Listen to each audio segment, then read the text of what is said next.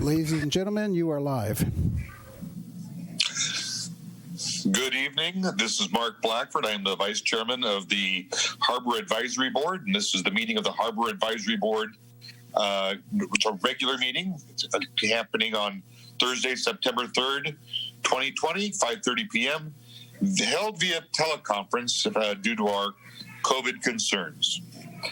We do have a quorum here, having 4 members of the board present.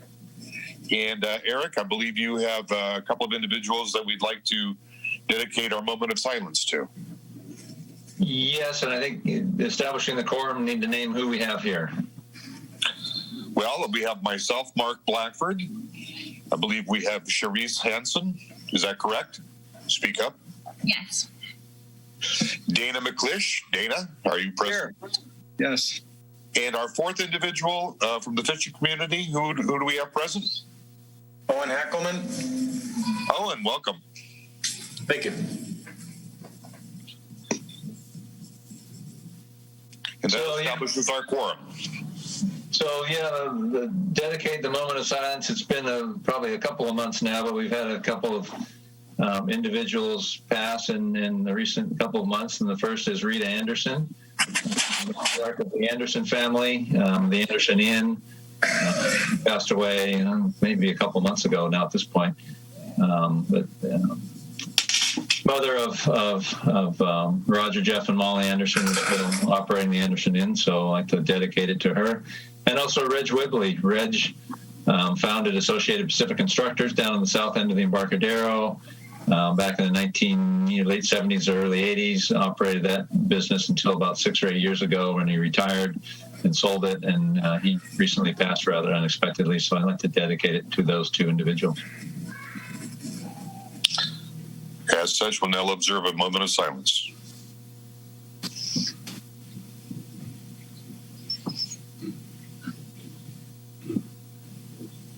Thank you. Next on our agenda would be the Pledge of Allegiance, and we're going to bypass that as it would be awkward at best to be able to establish that. We have the Chair Advisory Board and Liaison announcements and presentations. First, I'd like to announce that our August 13th special HAB meeting was canceled due to a lack of a quorum. Moving on, that's all I have with regard to announcements. Charisse, do you have anything to announce? I do not. Dana, any new news? I'll just say that during this COVID, social distancing, and that the recreational boaters have been somewhat active, especially sport fishing. Paddlers abound on the bay, and there's been some ocean. I know there was a race and a group that went up to San Simeon recently, and we have transients coming into the dock at the yacht club. Otherwise, the yacht club's pretty much closed down. So at least there are some good social distancing activities going on the water. That's it. Thank you. Owen, how has our fishing season been progressing due to COVID? Well, the markets were pretty bad for a couple of months, and they're still not great, but everything's kind of starting to creak along a little bit, so that's encouraging. Everybody's kind of on limits from their different buyers, but I think that the albacore fishing has been okay, and I think there's still a decent market for that. Thank you. And our board member Liaison, anything to report?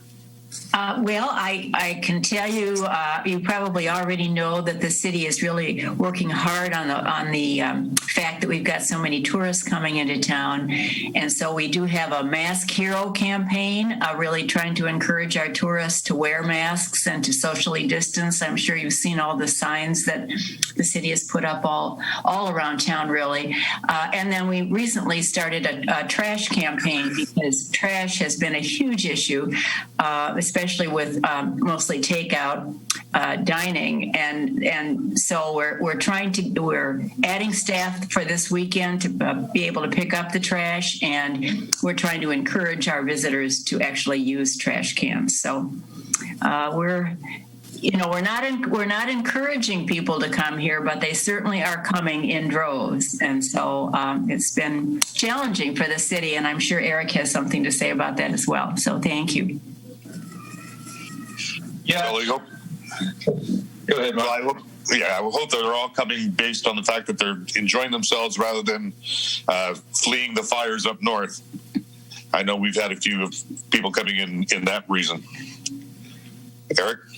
Yeah, it's been really crowded. I mean, most people are traveling domestically, and the beaches and the mountains are the two places they're going, with the exception of all the mountains that are on fire.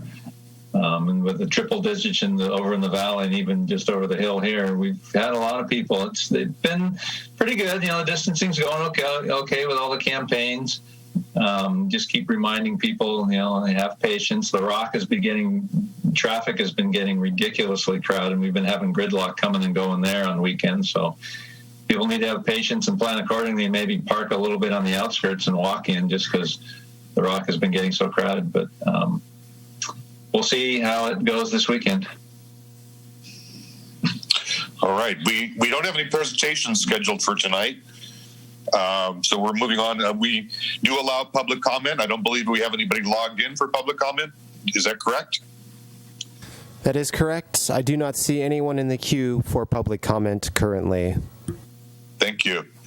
I just wanted to remind everybody that may be watching on television or listening in via phone that we are doing this via Zoom, and we are broadcasting on Channel 20 locally. And it's also streamed on the city's website if you care to participate in any of those three manners in observing it. If you wish to participate in a future meeting that we're holding via Zoom, we will not have a physical location for you to attend the meeting, but you can either submit your questions in advance or you may watch them, of course, either on the cable channel or the website. And you may also join us via our Zoom meeting itself, and the instructions are in the agenda, which is available on the city's website. And also moving on now to our consent calendar, and would entertain a motion to accept the consent calendar as presented.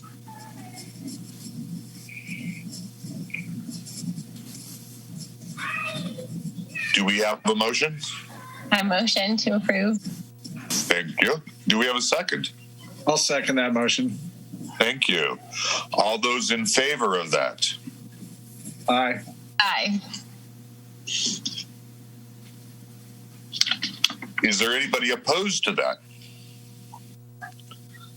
Hearing no opposition, we'll deem the consent calendar consented to. Moving on to business items. Number one is the update from the Boatyard and Marine Services facility. Dana, you have any news for us? I have nothing to comment on at this time. Terrific. Moving on from B1 to B2, the ad hoc committee. We do have some information that's coming up, I believe, later with regard to both parking and also the camping availability. And we'll hold that information for that later report. Eric, do you have anything to add with regard to the department's condition financially? Well, just in the staff report, we, at our June special Harbor Advisory Board meeting, we were seeking some input from the board members on some budget prioritization and asked, Chairman Reisner asked for the individual members to send that in to himself or to me after the meeting, which we got, and we collated the information, and you see it in your staff report there in terms of budget priority categories. We weren't asking for Harbor Advisory Board to get into the weeds on the budget and start really determining how to spend, but just from a categorization standpoint, what are the priority categories? The listing you see there is the listing A through K as how they were presented on the staff report back in June. And then in bold over on the right, you see what came in, first, second, third, and number one came in as public safety. Obviously, and it was probably pretty unanimous. 2, A and D were tied for second, and those were lease and property management and business administration and management. So sort of the business end of the department, and property management and our leases was the second priority. Number 3 was item F, environmental management. Number 4, item C on there, public property and facilities. In other words, all the stuff out there for the boating public and the general public that we provide, piers, sewage pump outs, parking lots, open spaces, those sorts of things. 5th on the list was general equipment, maintenance and repair, which is item J on that list, our boats, equipment, and whatnot. Item 6 was training and professional development. In other words, the Harbor Department staff, which consists of Harbor Patrol and a couple of administrative positions. 7 was the front office / public interface. In other words, the public part of our department, out-facing part of our department. Item 8, supplies and services, the things we buy to keep the doors open and whatnot and keep things going. And item number 9 was IT, information technology, computer stuff. And then finally, number 10 was industry participation. In other words, associations and whatnot that most government folks belong to in some sort or another. So that was the ranking. We appreciate getting the input back. Should we need it, that was asked for, and in case we get to the budget point where we've really got to start cutting deeper and deeper into the budget. We'll use that as some input and guidance from the Harbor Advisory Board to bring to the council if we've got to start cutting. And really, if we do have to cut further, the fat's gone, we've cut muscle, and we'll be getting into bone next. So hopefully we don't have to go there. Understood. You guys are doing a good job with what you got. Any comment from the board with regard to item B2? No. And it looks like we've got Lynn Meissen signed in, or at least on the phone. Lynn, are you there? You're muted if you are. Yes, I'm here. Okay. Welcome, Lynn. So may the record show we've got member Meissen on board. Excellent. Fantastic. So a question on that last topic is, you said if and when we have to cut to the bone. When do you anticipate having to make that kind of decision? Well, last year's revenues, I think we've pretty much got all of our revenues in. Some rent is deferred from some of our leaseholders, and the disposition of that is not yet determined. Probably I ought to go into this more in the next item, really, where I give you some more details on it. In fact, why don't you hold that question, Lynn, and let's bring it up on the next agenda item. Fine. And I'll address it there. Okay. Thank you. Any other comments or questions with regard to item B2? All right, item B3. Eric, I think you have some significant information here. So, building on, I'll probably just answer Lynn's question in my overall answer here. Then I can open up for questions. Most of our numbers are in now for the year-end budget from 2019-2020, which ended June 30th. Revenues were obviously down because lots of things shut down. Most everything shut down in mid-March, and then things slowly opened up a little bit into the end of the fiscal year and picked up. But we definitely didn't make as much revenues as we did last year.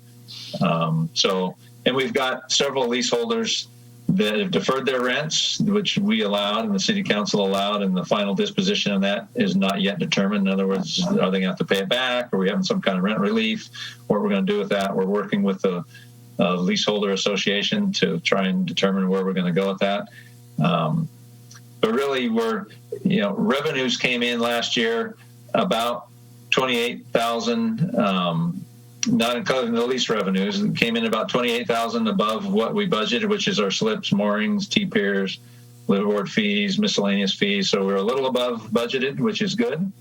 The downside is that we've got about $126,000 in deferred rents, probably a little less now since I wrote this staff report. I think we've gotten a couple more payments in. But about $125,000 in deferred rents that we may or may not make up, depending on where we end up going with that.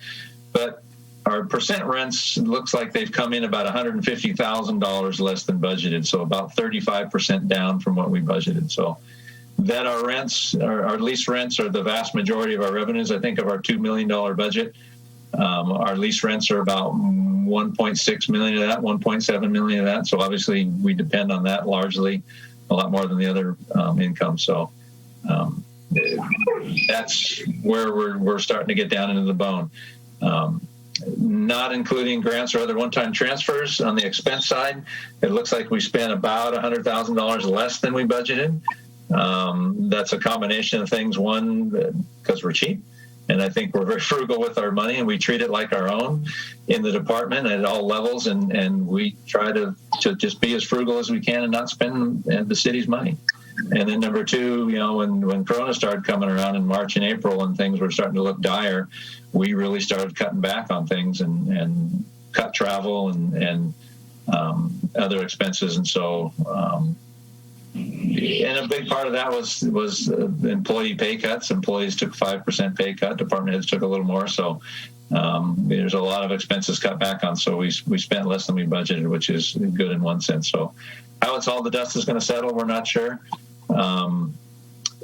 Like say the deferred rent, we're working on 3 potential options or maybe 4 options. Full payback over some time period. Interest and penalty free. Right now, the deferred rents are penalty free, interest free.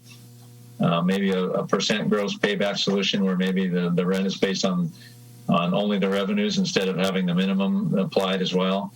And then rent relief or rent waivers or maybe even some sort of a grant or loan program. So that's what we're looking at to try and get our leaseholders through this. One of the primary concerns of the city council is that anything passed through to our master leaseholders somehow get passed through to the subtenants as well, because obviously they're suffering just as much. So we'll see what the ongoing talks with the leaseholder group come to, and we're trying to get something to the city council here in the next couple of months. At least maybe looking at CPI and any annual appraisal increases. Maybe we can curtail those for the short term and then work out where we're going in the long term. When I budgeted for this year, I pretty much took most of my expense line items and cut them back about 20%. On the revenue end, I took actuals that we knew and used most of those as carrying forward into next year, and then anticipating about a 25% cut in revenues over the year based on Corona. A bit of a guess, not knowing when things would be opening up, because we know we did our budgeting in the spring and things were still pretty grim back then. At least with the pandemic, it's still grim. And we'll see how we get through it. But from the visitation standpoint, as we talked about earlier, it's kind of off the charts in a lot of regards. There are a lot of people coming here because they're going here or coming to the beach or to the mountain. So we'll see how that plays out. Some leaseholders are doing very well because of that, because of the nature of their business, and some are not doing so well. So it's a real mix, and we'll see how it turns out. But we're anticipating revenues to be down significantly. And we're just going to have to wait and see where it goes. Eric, just as a point of reference, if the city council who is the decision maker with regard to the rents, is that correct? Yes. If they decide to waive rent, is that just strictly a direct hit to your department only? Yes. Or has that been worked out? That's so any rent waived is directly coming out of your budget. Yep. I see. Okay. Any board questions or concerns or comment? I have one, Mark. Yes, Lynn. And that is, there were 3 lease options given for paying this rent. One was the full payback without interest, 1% of their revenue, or rent relief. So I would presume that those 3 are in order of magnitude, that a full payback would be the maximum that we could get, 1% of the revenue would be number 2, and then if they decided on rent relief, that would be the least amount of money that the department could collect from the leaseholders. Is that true?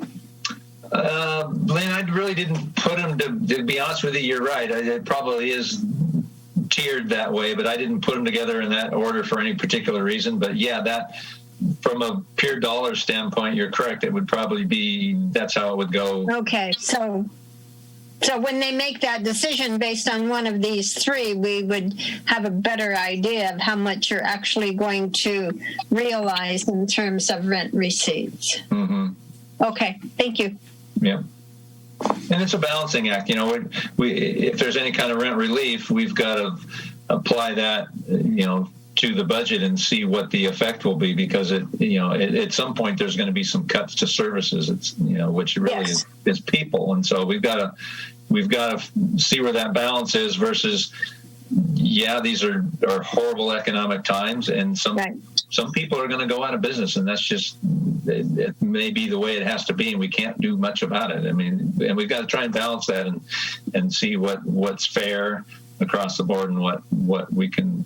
But just supposing that if A were the decision by the city council, that might be, let's say, 10% less, and B would be 20% less, and C would be 30% less. Mm-hmm. And so that would tell you how much you had to cut into your actual services or expenses as they are. Yeah. Yep.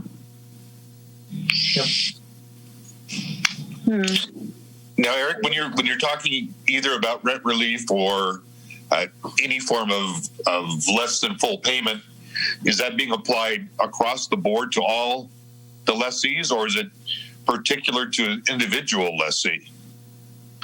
Well, that's one of the questions that we've got with that leaseholder group. We're working with them to try and, they're doing their best to represent as much of the waterfront as possible, so we don't have to necessarily go to every single leaseholder, but come up with ideas that we can all try and agree to and get our arms around.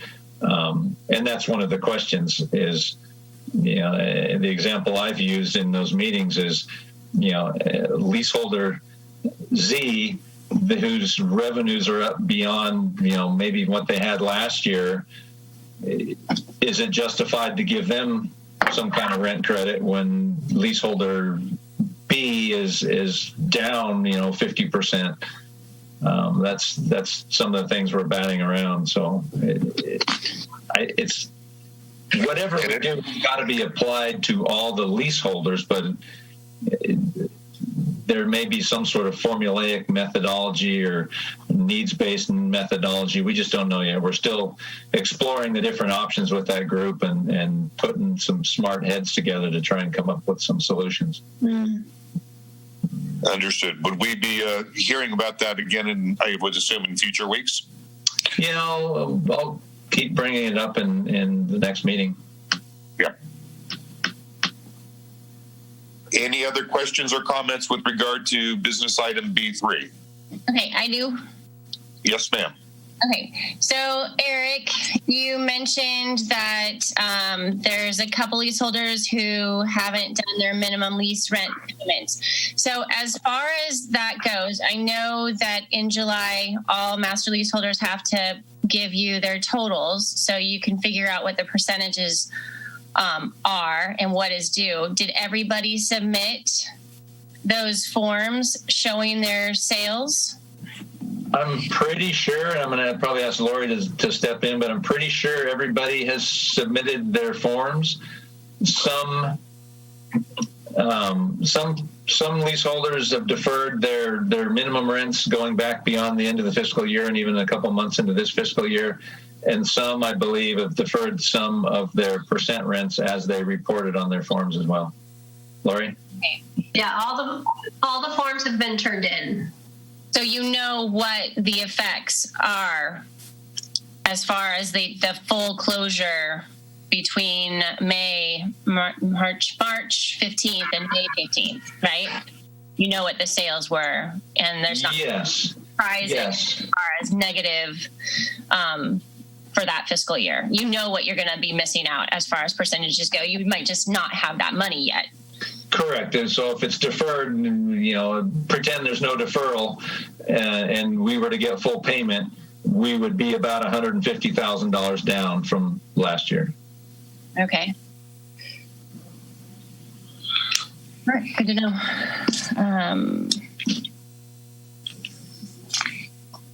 That's all I have.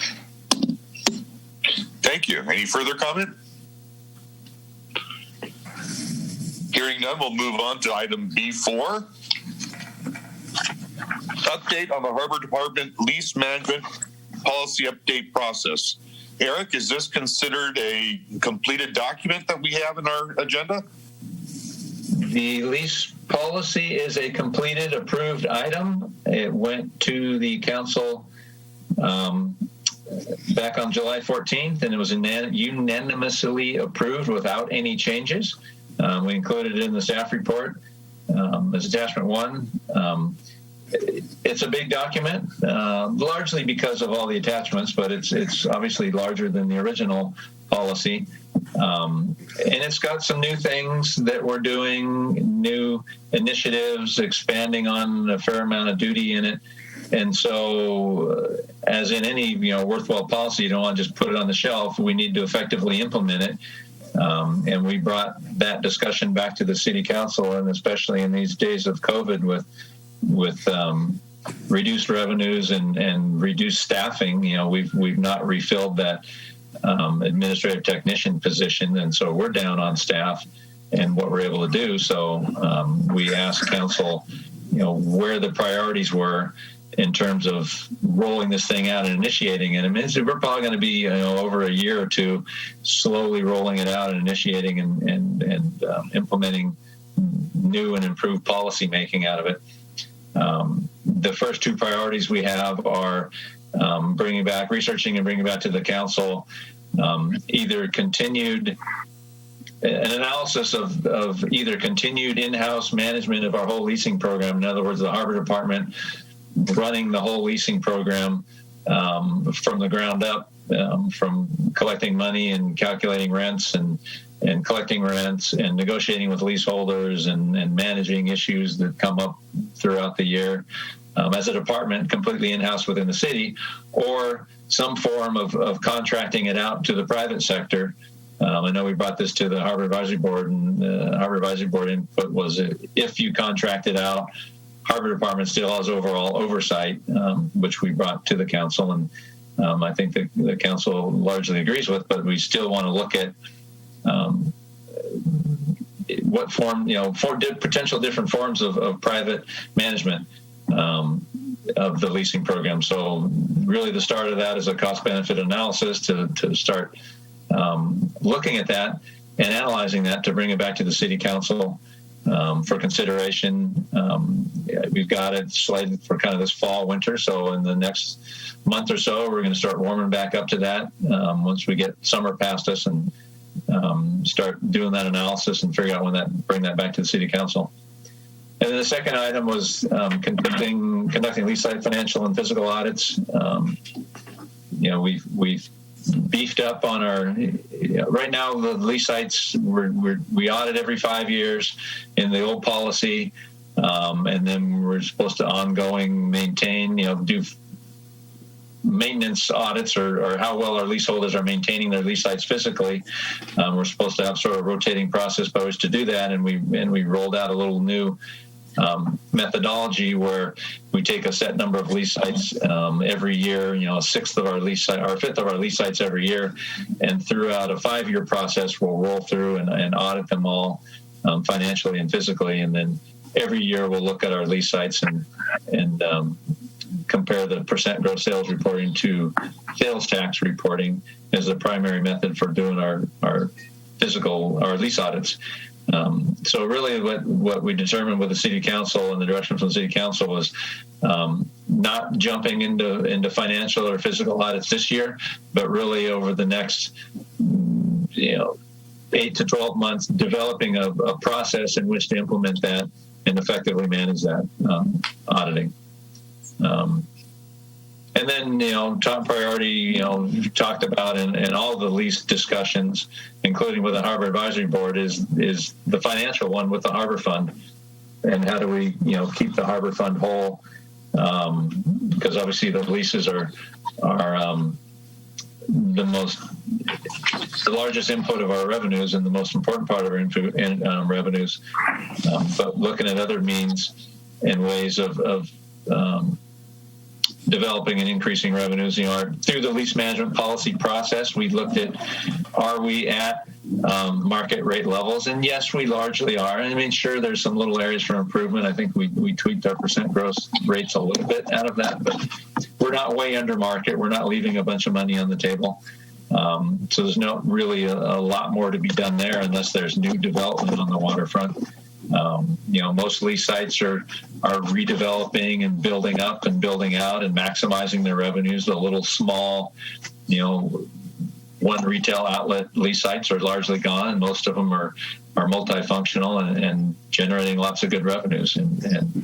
And so we're not going to really see more there. We're not going to really see any huge increases from the boating aspect of it, from those fees, and they're the minority of those fees anyhow, or our revenues anyhow.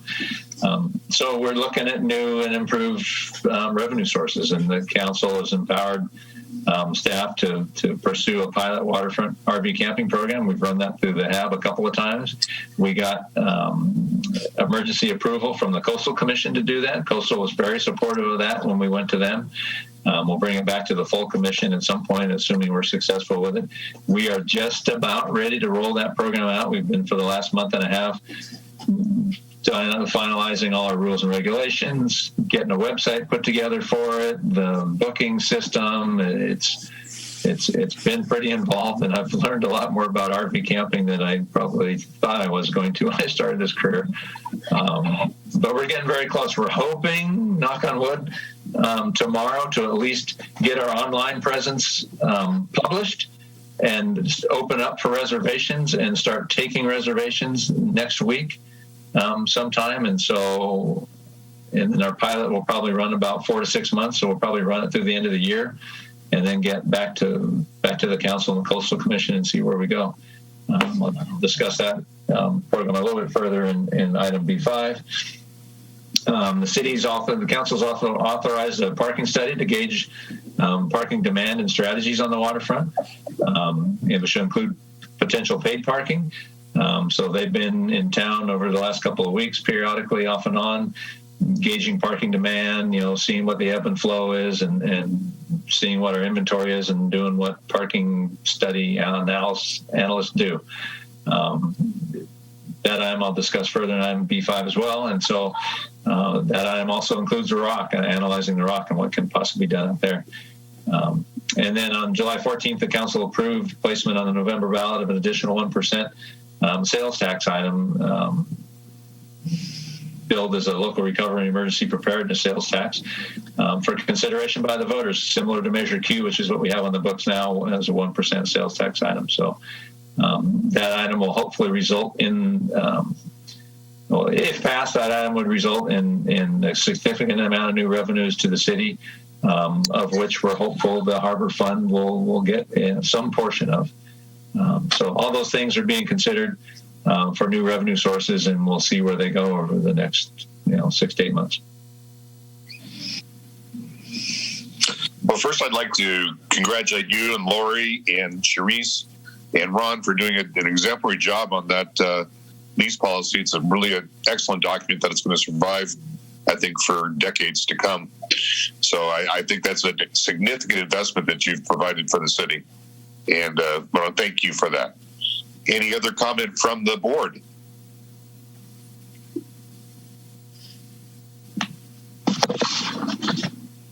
Hearing none, I'll reiterate again my thanks for that policy. And moving on to item B5, update on the waterfront camping and paid parking. Okay, let me find it here. Let's see, we still don't look like we have any public comment, I don't think. We probably should make sure we ask for public comment. Well, I indicated, I asked earlier if we had anybody to make public comment, which we don't have anybody online to do so. I do not see anybody on the queue for public comment currently. Okay, well, then let us know if somebody jumps in. I will be certain to do that. Okay. So update on the couple action items from our goals, council goals, waterfront RV camping.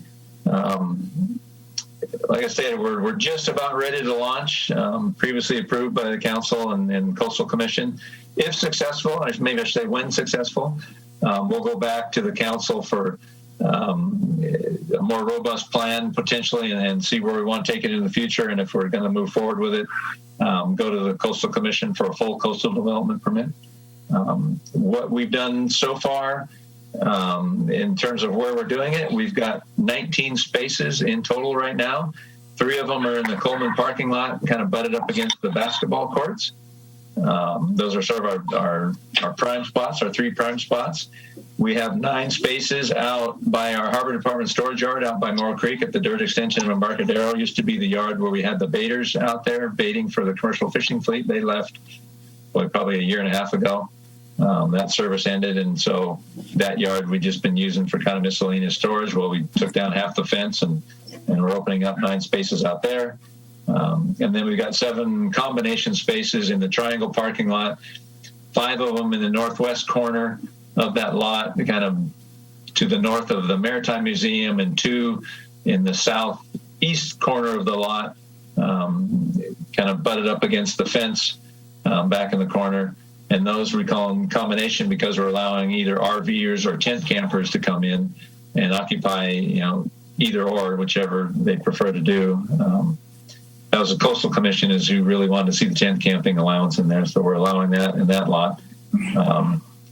We're tentatively going to do some spaces in the launch ramp parking lot, but we're holding out for now, and those would be for boaters. If somebody wants to come in with their truck or RV and tow their boat and actively use their boat and camp at the same time, we're going to allow that in the launch ramp parking lot, but we've held off on implementing that, launching that just for the time being until we get our main part up and running so we can get, we've had to buy a program and build all the software inputs to it. So until we get operating for a while and get used to it and get into a rhythm, we're going to hold off on the launch ramp spaces for now. We've got some supplies and services coming. We're building picnic tables. We've got all the groundwork done, getting signs made. I've been having some graphics work done over the last couple of weeks, working with the police department. The city council passed an emergency ordinance to increase the fines for illegal camping. That ordinance was not passed and aimed at either transient folks using their cars for sleeping. There's as you may know, there's a court ruling that occurred over in Idaho that largely restricts what cities can do to prevent folks from sleeping in their cars if they have a need to sleep in their cars. But that wasn't aimed at people vacationing in RVs. So the fee for that, the fine for that was increased from $62 to $252. We actually had, if you've been in Morro Bay the last few weekends, you've seen there's been a lot of people, we call them poaching camping spaces, that is going out to the rock. And when they've been cited by the police department, there's actually a couple of them that said, okay, great, we'll see you again tomorrow night, because the $62 fine was nothing. It was not a deterrent at all, so we raised that up to $250 to hopefully make a deterrent. And we'll get our spaces open, then we can, route them into our spaces and maybe some of the other RV campsites in town. But they've been full; they've been chock-a-block full. That's why the people have been poaching along the waterfront. The Recreation Department's been helping us put these systems together and help us with the software, and we're getting, like I say, we're getting pretty close to being up and running. So. Hopefully, knock on wood, we'll be in the RV camping business next week. What is it?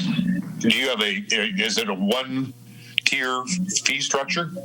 No, we're still a little bit of internal discussion on the fee amount. We're not quite there with agreement on our fee, so I'm not going to announce it out there yet. But the Coleman spaces are going to be $10 or $15 more a night because that's premium right next to the water. So yeah, we got a little bit of a tiered system. And then in the future, once we get up and running and get used to the program and start learning how to work changes in it, we'll probably end up doing a tiered system where weekends go a little higher, holidays go a little higher, as most places do that. So we'll start following that pattern as well. Very good. Thank you. Any comment from the board? And then on parking and paid parking, I think I already spoke of that. Companies out there doing the studies, we'll see where that leads. And I think personally, inevitably, it's probably going to lead to some sort of, it has to include the rock. With the parking study will include the rock. The Coastal Commission has initially come in and weighed in staff and said they don't agree with the city implementing paid parking on Morro Bay's waterfront, and especially out at the rock. We'll see where the consultant ends up with their findings on demand versus supply and everything else, and we'll just take it one step at a time. Thank you. Any other comment on B5 from the board? Yes, I have one, Mark. Yes, Lynn. Lynn, you said you talked about the parking assessment that's going on now. Isn't that somewhat inaccurate because of the changed conditions of COVID and the restrictions or whatever is going on? That's a good point, Lynn. We are in an odd summer. It's not a normal summer by any means, and these folks do this for a living, so I would assume that they're able to filter, apply the filter, whatever filters they need to ground truth the information and take out the highs and lows sort of thing, like you do with any sort of statistics keeping. You realize that the data may be skewed. I would have to assume they're well aware of that and they know how to apply those filters to even that out. Okay. And my second comment, and it's one I've made before as we talked about RV camping, I would hate to see our waterfront turned into a carbon copy of Port San Luis, where over half of the area is now for RV parking and the boatyard is down to a very minimum. And I don't see that there is anything to protect it from becoming that. The money that is brought in from RV parking is so much more because of the large volume of RV camping compared to boating. Well, we would at the end of our trial period, our pilot program period, which I think towards the end of this year, maybe early next year, we will certainly be bringing back a recap, and maybe somewhere in the middle, November, we'll see. We'll certainly be bringing a recap back to the Harbor Advisory Board, and most likely it would make sense to bring, okay, here's how it went, here's the revenues, here's the issues. This community's had a chance to live with this for 4, 5, 6 months. Let's take your input and see what the Harbor Advisory Board and community input is and to move forward. Right now, I think with the majority of our spaces being, somewhat, I'm not saying hidden, but not right out front and center in prominent places, I think that takeover impact will be fairly low because we're just talking, triangle lot and out by the creek in space that wasn't otherwise used for a heck of a lot else. So, but we'll see. But I would foresee bringing it back to the Harbor Advisory Board, and then it ultimately goes back to the council and the community to see what more, if anything, we want to do. Right. Thank you. Mm-hmm. Thank you, Lynn. Any other further comment? All right, hearing none. Any public comment? Anybody out there for public comment? I do not see anybody in the queue for public comment currently. Thank you. As such, we'll move on to item B6. This is the report on the city actions and activities in response to the COVID-19 pandemic. Okay, so it'll be the all Eric show tonight. So the city's been very proactive in many regards. Early on, the state of California declared an emergency. The federal government declared an emergency back in March. City of Morro Bay declared an emergency. This is a partial list in the staff report, and I'll try and just go through these a little bit. The city opened and has continued to operate its emergency operations center since early March or mid-March, and that involves key city leaders, the mayor, Chamber of Commerce, and a few others from the community. And it's treated, it's a full incident, much like it's being led up by Fire Chief Steve Knuckles. He's been doing a great job. He and his team have created an incident action plan, which is what they do in any big fire or any big incident. You come up with your objectives and you go through the whole planning process, and you basically sort of mechanize it and create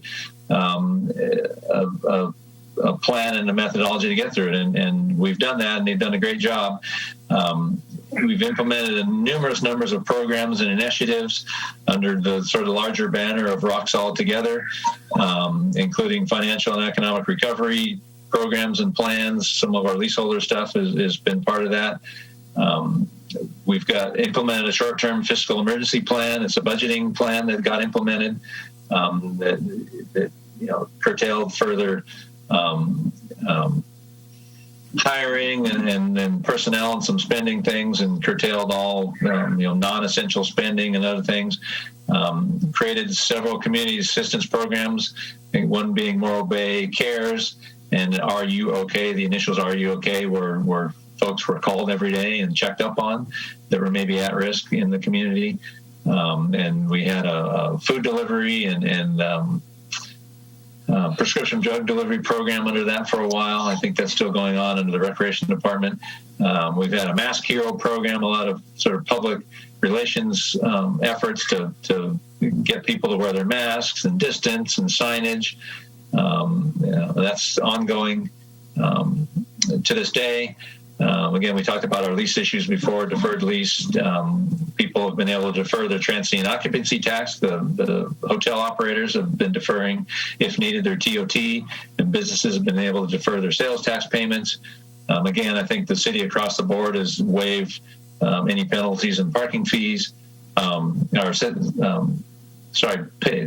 waived penalties and late fees on any water or sewer fees that they've had to pay and haven't been able to pay. They're not disconnecting water service if people aren't able to pay their water bill. They're not turning delinquent garbage accounts over to a collection agency for payment. We've adopted resolutions prohibiting eviction and price gouging. I think the state did similar efforts as well. We've provided for free transit services. Community Development Department through Scott Graham went through Coastal Commission and got Coastal Commission okay, in addition to our RV program, allowing outdoor dining and sales to occur out in public spaces, which would otherwise encroach on possible public areas. And so put together a permitting program, streamlined permitting program for that. And you'll see most everybody, all the dining right now is outdoor. Out in those public right-of-ways. We've been chalking the Rock parking lot. We did that initially back in March to promote distancing. In other words, make spaces wider than normal 9 feet, which is your standard parking space, and made them 12 to 14 feet to encourage people to park a little further apart, just to keep them apart. And that's helped greatly with just organization out there, in that we don't get the sort of willy-nilly, just people line up in rows starting from the ocean view line on back, which can create congestion and access issues. And it's been great, in that regard, but it's also, kept people a little more distant. So we continue to chalk the Rock at least once, sometimes twice a week, depending on how many people drive over the lines and what the wind does. I mentioned earlier, there's been employee pay concessions of 5 to 8% across the board, and the council and mayor have deferred their stipends, the low pay stipends that they get for being on the city council. We've had employee layoffs and hiring freezes. We lost a position last year to it was our part-time administrative assistant. It was administrative technician that left over into rec, I think back in 2018 now.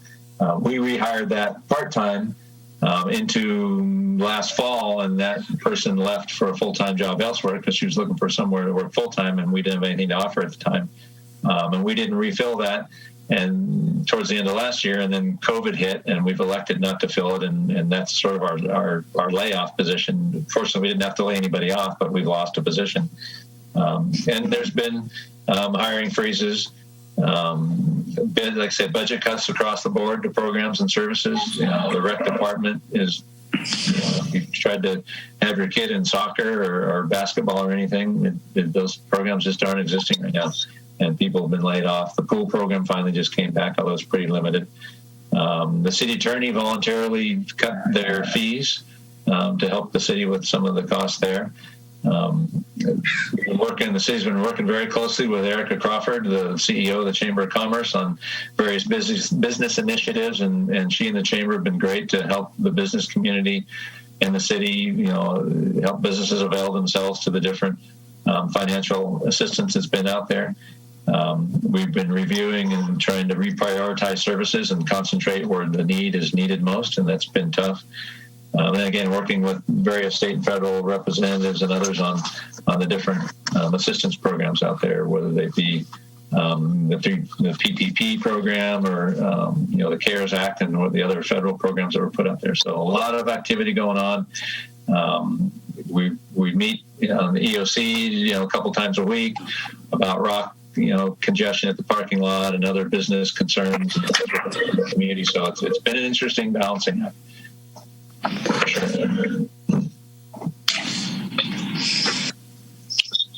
All right. Any board comment? Any questions?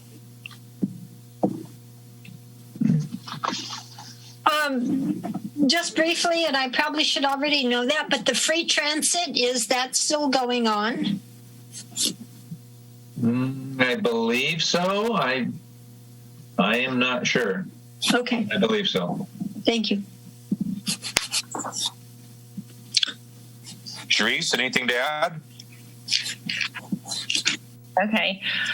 As far as COVID response, I know one of the things that we're talking about are master leaseholders, and they're coming at you with possibly reductions or some kind of compensation for following the COVID guidelines.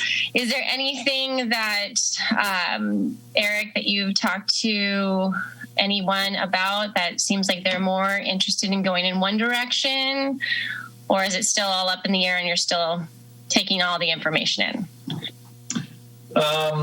It's still up in the air. We've discussed, we as you know, we convened the leaseholder group to initially kind of come up with 3 potential options, and we brought that to the leaseholders, and Doug Reddick and a couple others kind of spearheaded that and kicked it off, Paul Van Beard and a couple others at the Dutchman, and that group is formed. And they started with those 3 options we gave them, and then noodled on those, and then they're, I don't want to tip the scales or say which way we're leaning. We're really not leaning anywhere at this point. We're still mostly collecting information and ideas on how to move forward and how to move forward fairly and equitably. That's going to be the tough part. So we're not, with the exception of, I think we've got a general agreement across the board that not doing any CPI increases or appraisal increases. I think we had 3 lease sites that reappraised this year. Might have been 2. So I think we got general agreement that we shouldn't be doing CPI increases because the economy was doing pretty darn good, last summer up until January into February when things started slowing down until the shutdowns really started. So there is a increase in the CPI over the year, even though March, April, May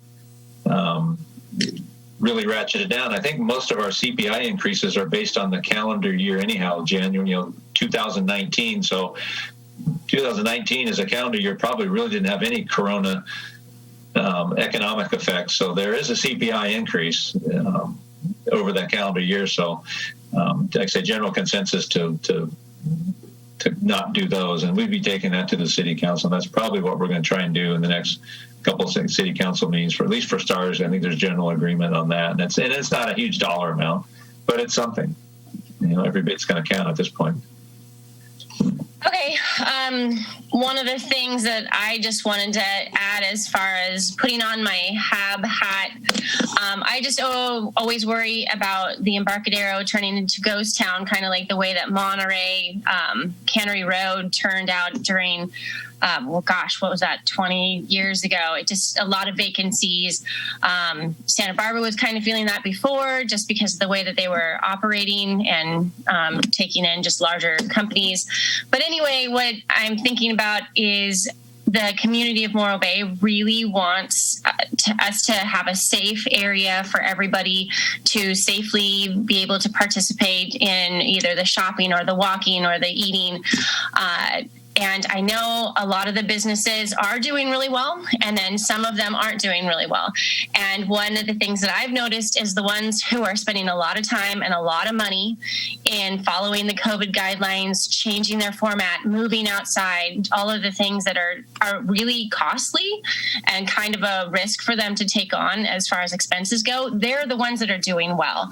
So if there's any way from your standpoint with negotiating things, if there's any way to incentivize for either the master lease holders or the subleasees, that if they spend so much money on making it a safer place with the COVID guidelines and spend the money towards doing that perhaps that can have a little bit more of an impact as far as what we can wiggle with the budget in order to incentivize that whole process, so it makes it safer on the Embarcadero. And I think that if they do that, they'll find out that because they did it, more people are able to frequent their area and feel comfortable in their spaces. So. Well, interesting you bring that up, and I'm glad you did. One of the talking points with the group is possible get the cost that people have had to incur to comply with all the COVID requirements. Could that be reduced out of their rent as sort of a loan or grant program? I guess you could almost look at it as a grant program, based on what you spent on that. So that is one of the discussion points. Good. A really positive thing, I think, and anybody can stand behind that as far as making it safe within the community. The majority of the things that I hear online and with the Nextdoor app is all the community members really worried.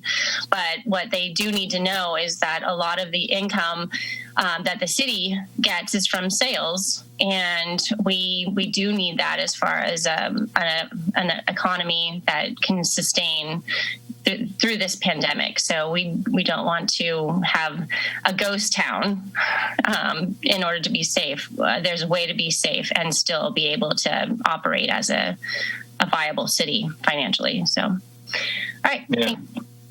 Like I said, it's been a balancing act, and you're absolutely right. It's we're doing all the efforts we can to make our community safe. I mean, that's obviously our number one. That's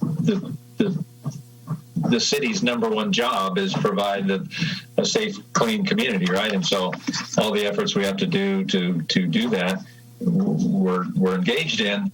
But a large part of the city and what it provides is enabled because of the revenue we make from tourism. So it's this diametrically opposed thing that to be completely safe, you don't want the virus brought here. Well, what does that mean? Well, okay, nobody comes here. Well, we can't have that. So how do we balance it? And it's been tough. We get as a department and all the departments that are getting this, you get input both directions from both the community and from tourism. What are you doing? Why are you doing this? You're making us unsafe, versus, the opposite. So it's been tough. It's been really hard trying to explain why you're doing what you're doing and how we're doing it. And it really comes down to follow the guidance, wear your mask, distance, wash your hands, don't congregate in groups. If everybody would do that, I think make a huge difference. And we've been lucky in this town. And I wish I had the statistics. You asked for that earlier. I wish I had the stats. Morro Bay's, knock on wood, we're pretty low on the stats and in this county because this county's been very proactive in what we've done.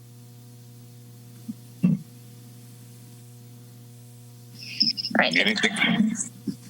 Thank you, Charisse. Any other comment? Yeah. I would just like to say what a great job the city has been doing. It has been, like you just said, we're a tourist town. That's our major business, along with fishing. And the quick response right off the bat, I think, was a big help.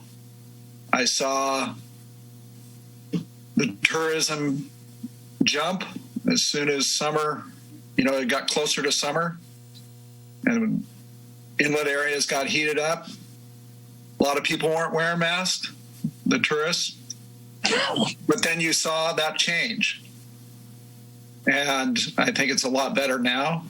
I mean, there was a short time there where they were doing traffic on one side of the street going one way and the others that didn't really work too well, but everything seems to be doing a lot better. And the amount of cost savings that the city has been doing, whether it's fees, reduced fees, or just pay cuts and everything else, I think there's been a lot of creativity that people need to know about. Just this report right here in B6, I think, should be highlighted for the whole city. I don't hear about this as much as, I've heard about it, but I think there's a lot of people that aren't aware of how much the city's worked on this. And I would just, applaud them for all their actions, administration, staff, everybody. And obviously, like Charisse was saying, the people on the Embarcadero who are doing well because they went out and they're doing it the right way. And I just hope that, with our year-round good weather, that can hold. A lot of times we'll go out and support a business dining out, and we'll say how nice it is. But I look around and I go, I don't know how this is going to work when the sun's down at 5 o'clock and it starts raining. So we'll take it while we can. It's a heat wave. People are going to be here this weekend. So anyways, that's all. Thank you. Any other comment? Eric, I would just indicate one thing that you made a comment earlier, that the deferral of a cost of living increase, you may want to look at the impact of an increase being, skipped over the entire length of the lease, because that percentage increase is then not there for next year or the year beyond. And of course, it's also compounding as the years go on over. So the benefit that you would be granting would be over an extended period of time rather than a relief for their current pain and suffering that they're feeling now. And then once we're all recovered, that relief is over and we can continue forward. Just looking at it in terms of a strict financial impact. No, that's a good point, and I appreciate that. You're right. I mean, if we skip and it ultimately has to go to the city council. If we skipped a CPI increase this year, next year when it comes time to calculate, you're going to leapfrog over it and jump right back to where you would have been. You're just not spreading it over. You're spreading it over a couple of years instead of doing a jump all at once instead of over 2 years. So Right. Yeah. I would just encourage us the overall financial analysis of what the impact of the different kind of cuts would be. That would be my recommendation. Yep. Okay. Moving on to item B7. We have something in front of us where we currently, the Harbor Board is currently meeting 10 months out of the year. And we've been advised that we're moving to a 9-month meeting schedule. We currently are dark in the months of January and July, so to speak. And those being chosen, one, because immediately following the holidays, there's usually not a lot of things to report. And then, of course, July, they are twofold. One is we've got the 4th of July holiday, which we would be falling in close proximity of. And also, that's sort of the changeover of the fiscal year. So we need to recommend a third month that we would be dark, or we can look at it in general and say we'd like to look at the overall schedule and which 3 months we would like to be dark.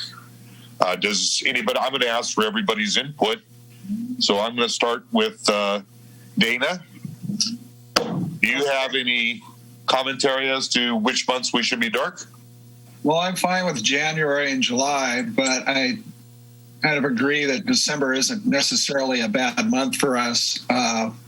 Whereas I think this November 5th might be, I don't know, a lot going on with the election and everything. I don't know if November would be a better month than December.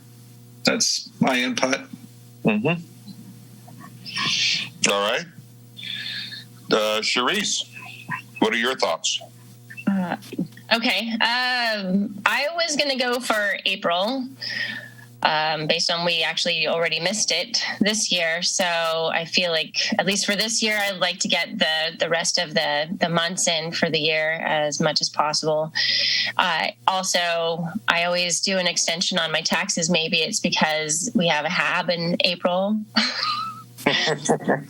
Probably not. But so anyway, my suggestion would be April, just because it's a little spaced out more throughout the year rather than 2 months in a row. Thank you. Lynn, your thoughts? I think 2 months in a row is too much. So any other month that would not involve that is fine with me. Very good. Owen, what are your thoughts? Whatever works best for everybody else and the harbor staff is fine with me. Okay. Dana, what do you think about April as being the third month? So we would have February, March, May, June,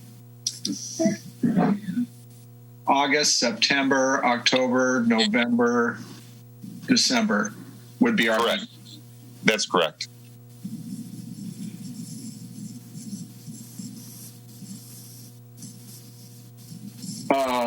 Well, I'll do my taxes later than April anyway, so.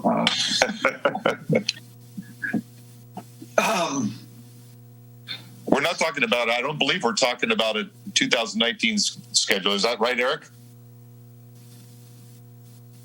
19. You mean 2020, Mark? 2020, yeah. I was wishing myself back a year. Well, right now, we're dark. We don't have meetings January, July, and according to our bylaws, December.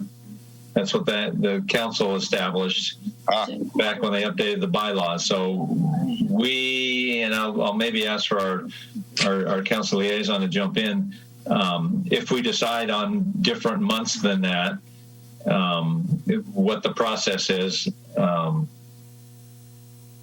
So that's in effect right now. So right now we're scheduled to be dark in December unless we choose otherwise, and then figuring out how to move forward with the process.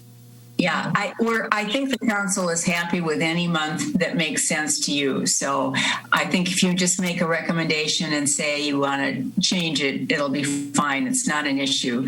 I think initially it was just done just based on some understanding of the general workload that was going on.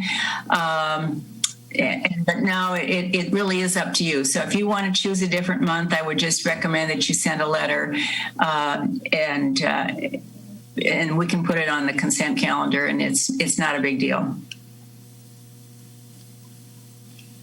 All right. Thank you. Do we have a motion anywhere out there? Or do we want to change it at all? Okay, I'll put in the motion to change the, what would you call it, cancel date or dark month? It's dark months, yeah. Dark month to April rather than December. Period. Is there a second? Second. We have a second. All those in favor? Mark, can I interject? Yes. Can, Yes, you may. can we do a roll call vote? We can. Okay. Absolutely. Charisse, how do you vote? Yay. Lynn, how do you vote? Aye. Dana, your vote, please. Okay. And Owen, Aye. it appears, and I would vote aye as well. We have a unanimous consent from the quorum to propose the change to be the dark months of January, April, and July. Thank you, board, for a very efficient voting process. Perfect. So I'll have the chairman, or maybe we'll have the vice chair, since you presided over it. Or Ron can walk you through it. We'll just write a short letter to the council through our liaison, and then we'll get on the agenda. And I think it's going to be an issue, and so it looks like we'll have a regular rest of the full calendar this year. Very good. Mark, you said January, April, and December, but you meant January, April, and July is what I thought. right. Okay. Yeah. And then again, I'm willing myself forward again, you know? All right. That concludes our business items. We have the declaration of future agenda items. Does anybody have anything they'd like to add for the declaration of future agenda items?